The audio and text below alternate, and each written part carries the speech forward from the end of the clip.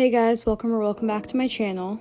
So if you're new here, hi, my name's Rochelle and I post preppy lifestyle content. I started this channel back in September of 2022, so since then I've gotten a lot of requests to make a long video on how I film and edit my videos. So before we get started, I film all of my videos on the camera app of an iPhone XR and I edit my videos on CapCut. Usually I don't use a filter, but if I am using a filter, I'll use the filter called Clear on CapCut.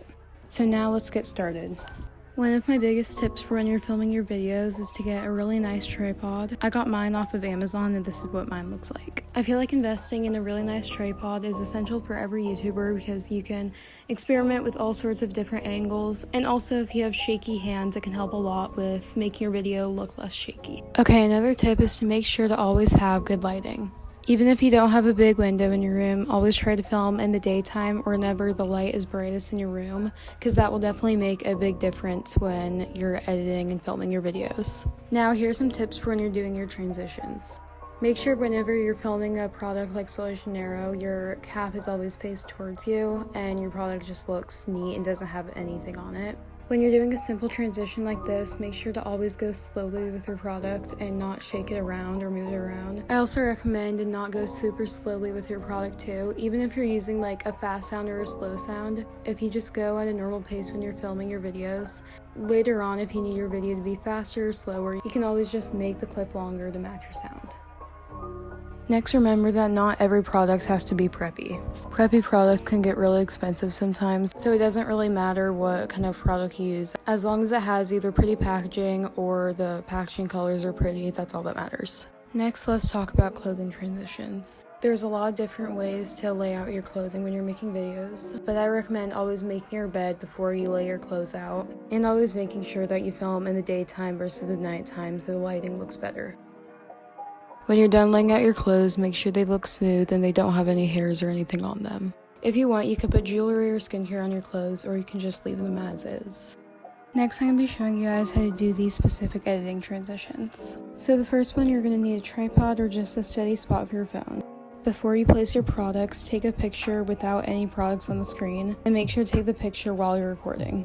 Then you'll just place your products one at a time after each time taking a picture. Now for this editing transition, I'm going to be using the apps CapCut and Magic Eraser, and here's what they look like. When you open Magic Eraser, they're going to try to get you to pay for like a subscription right here. After you wait a little bit though, then an X will pop up and then you could just click that. Press the remove background and then press new.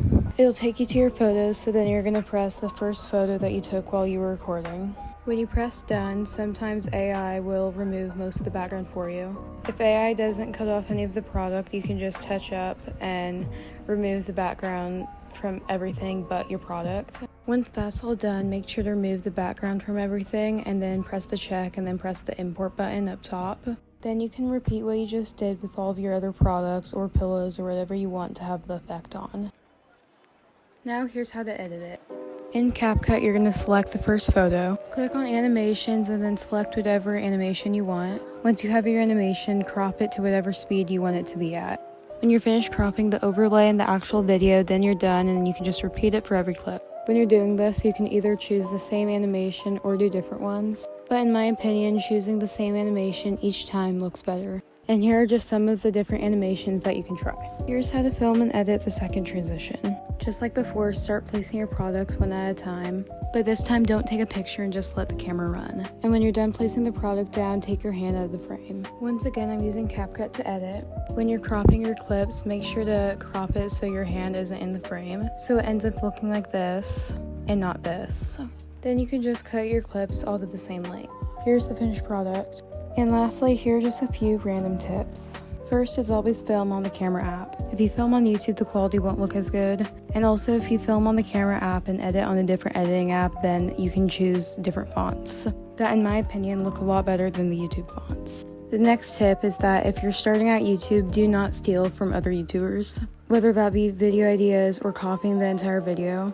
At the end of the day, that won't gain you more subscribers, and it's just better to be original. Especially when you're starting out YouTube, it can be hard to find like different video ideas and stuff, but try to never resort to copying other creators. And trust me, I've done this a lot. When I was starting out YouTube, I would copy a bunch of different YouTubers. It was like my biggest mistake.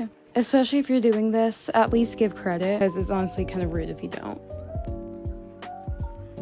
The next tip is try not to repost your videos unless you absolutely have to. Unless your video got removed or there was like copyright on it or something. Try not to repost your videos because the people who commented on the first video might not want to comment on the second video because they already did, if that makes sense. And also most of the time it won't gain you more views.